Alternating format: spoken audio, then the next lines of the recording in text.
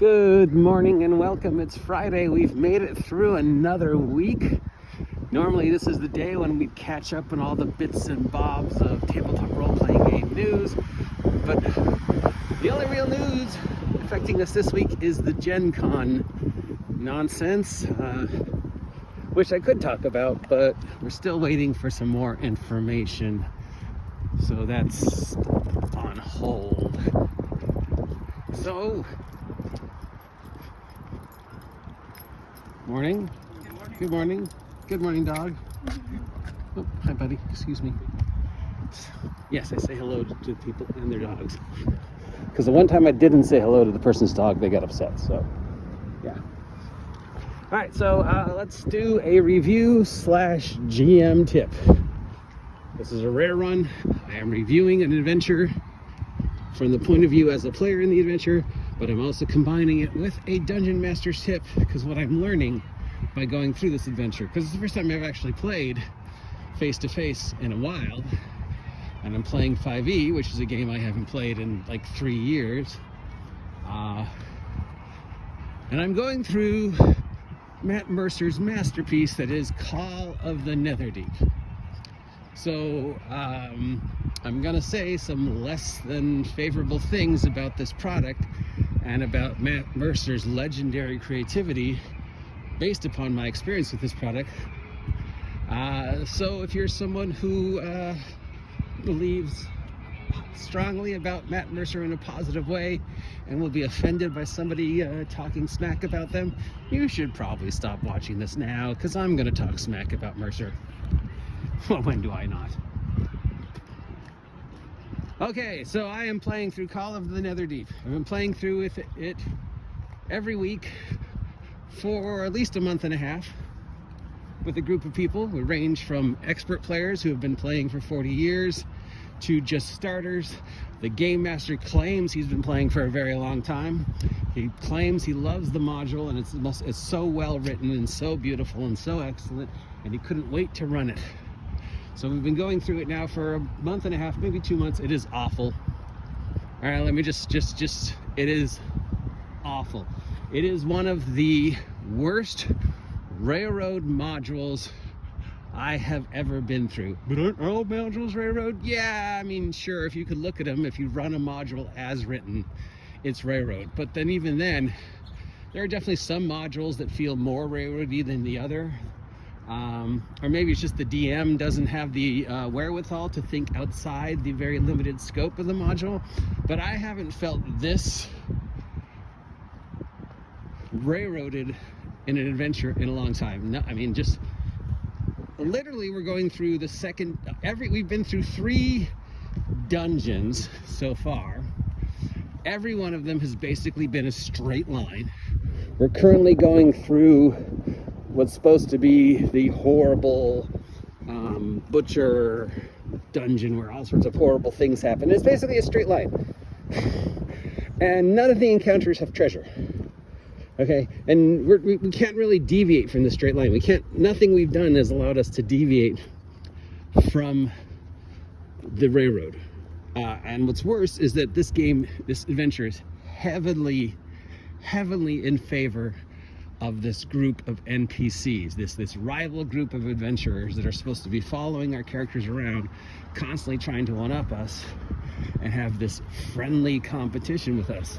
The module is written that if there's any point in time where the player characters are not directly... Hi dogs. So many dogs talking today. Hi buddy. The adventure is written in such a way that if you are not directly involved with these NPCs regularly and having them tag along with you, then they will start trying to sabotage you. And we've already had experiences where they've stolen from us, where they've taken glory for our name. We took them with us for a bit, but they were just such a burden. Because, I mean, do you know how hard it is to run a combat where you have 6 people around the table, plus you have 7 NPCs, and the DM's rolling for all that, plus the monsters?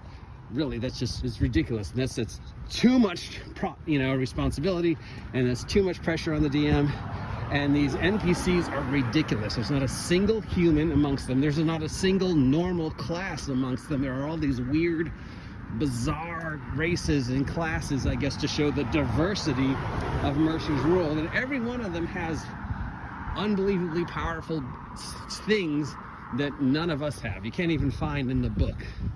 I mean, howdy. Good afternoon. Good afternoon. So we have to deal with these 7 NPCs who are constantly trying to sabotage us and steal from us and one-up on us. All of them are more powerful than us. All of them are weird, bizarre races and weird, bizarre classes that have unbelievably strange abilities that are nowhere in documentation that I can find. And when we actually do win an encounter, we fought like an encounter where we had to fight 2 Driders, 2 Drow spellcasters, and 2 giant spiders. And that fight lasted for almost an hour and a half because we had to roll for all the players and the 2 NPCs. And none of those things had treasure. Not even money. You know, so if this is just an example of Mercer's legendary creativity, then I'm sorry, I'm not impressed, because this is just awful. It is an awfully written straight line railroad. The beginning and the middle and the end are already predetermined. Nothing you do are going to change the outcomes, really. The rewards suck. The NPCs are more powerful than the PCs and more important than the PCs, and the adventure is written in such a way that is constantly trying to throw these NPCs in your way. And if you don't, you know, decide to, well, you know, there's already 6 of us, we don't really need 7 more NPCs following us around. The adventure doesn't, like, you know, seems to be written as if you have no choice. They will keep harassing you. Now, this could be the DM, you know. He could, or she could, they could just not really understand the module yet, or it could be the writing of the module, because I've read some other reviews and I've talked to some other people online, and all the reviews I've read and all the other people I've talked to online seem to agree with me that it is a heavy-handed railroad. It favors the NPCs. The NPCs are more powerful and more important than the PCs. It goes out of its way to shove the NPCs down the throat of the railroad. You can't really alter, you know, or go other directions, because every dungeon's a straight line. We've been through 3 of them so far, straight lines. No deviation from the paths. The rewards suck. And the names are utterly ridiculous. It's like Mercer just going out of his way to write these ridiculously long, convoluted names, like Baron Hathelzar and Shoe Guy and A.O. Clearwater McWinkle, and just like, where are the people with normal names? Where's Joseph? You know, every NPC has an epic name. Every NPC has epic abilities that no player character has. What class allows you to throw 4 psychic knives around that come back every round at the end of the round and allow you to do backstab even when you're in front of the guy? How is that fair to us PCs who are getting 1, maybe 2 attacks in the round, when we've got an NPC who's throwing 4 daggers, making 4 attacks around? Each counts as a backstab, even when he's directly, you know, in line of the PC, the monster, and the monster isn't flanked. And they all do, you know, takes out a Drider in 1 shot. So either this NPC is way more powerful than all of us, or the DM is cheating. But from what I understand, Call of the Netherdeep is written like that.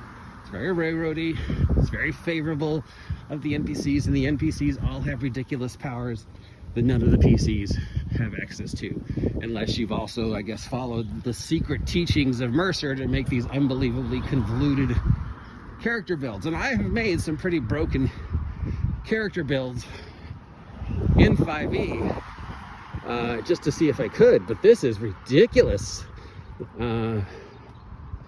The only thing that even comes close is the luck build halfling, maybe. But the problem is, I can forgive the ridiculous names. It's just Mercer trying to show off and show everybody how creative he is. I can even sort of forgive having the NPCs be so important and so much more powerful, because we're going to kill them and take their stuff at some point. So we're just all looking at them as another encounter. What I can't forgive is the railroading, and I cannot forgive the DM's inability to see beyond the railroading. And I can't forgive Mercer for writing something that is so railroady that multiple reviews point out how bad it is, you know, and how much of it is NPC centric. So I have never seen what it is about Mercer's DM style that everybody thinks is amazing. I have watched, you know, obviously I haven't watched a lot of Critical Role. I think I've said that, but I've watched enough Critical Role to go, wow, this guy's not that good. I know plenty of DMs who are better than him. And if this is an example, Call of the Netherdeep is an example of the creativity and writing of Matt Mercer, then once again, I am not impressed. And I do not see the appeal of his quality, because just a straightforward, nothing you do, you are railroaded from beginning to end, and the NPCs are more important than you module, that sucks. And the fact that we're not getting any rewards for our hard work, I mean, in the last 2 games, I think we've accumulated 55 gold pieces and just random money. You know, we fight major fights with monsters, none of them drop treasure, none of them drop stuff, none of them drop things I could sell and back in town. It's like, okay, he doesn't have any treasure, he doesn't have any money, does he have clothes, is he wearing armor, can I sell that and get some money, you know? Is there any food? No, what are these guys eating? How long have they been here? It's a straight line, how come they're not fighting with the things in the other room? Oh, because it's a railroad. A horribly written railroad. Umbrella. Ooh.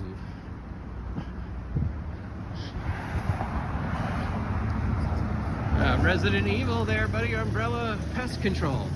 Talk about a great way to end the vlog with a truck running by going, Umbrella pest control. Umbrella. Our business is life itself.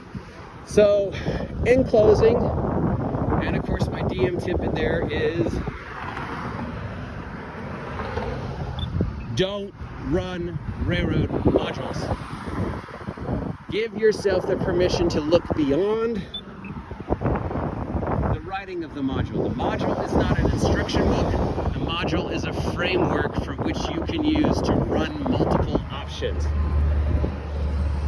A dungeon that is literally a straight line, never, that is just the worst thing you can do. And never, ever, ever make NPCs more important or more powerful than the PCs. Never run groups of NPCs in the same combat with the PCs. The game should always focus on the players. They should be the most important characters in every episode, because they're the ones who are doing, you know, the work. The high-level NPCs should be in the background, the movers and the shakers and manipulating the world, but the camera and the attention of the show should always be on the PCs. And if you've got NPCs that are showing up your player characters and then stealing from your player characters, well, that's just a guaranteed recipe for disaster. So DMs, even if you're going to run Call of the Netherdeep, run it as a framework. Look at the ideas and go, okay, well, what if they don't do this? You know, look at these NPCs and go, yeah, no, I'm not going to use them, because if the players need extra muscle, I'll let them hire a 0-level torchbearer. You know? It's a framework, and you cannot force the attention of NPCs down the players' throats. The more you do, the more the players will rebel, and we're seeing, even in this game, the players are starting to rebel against this mentality. So yeah, that's my review of Call of the Netherdeep and my DM tip for the day. If you appreciate this, let me know. If you think I should shut the fuck up, let me know. Have you had a different experience with Call of the Netherdeep than I have had? Please let me know. Till then, that's it. I will talk to you later. Umbrella Pest Control.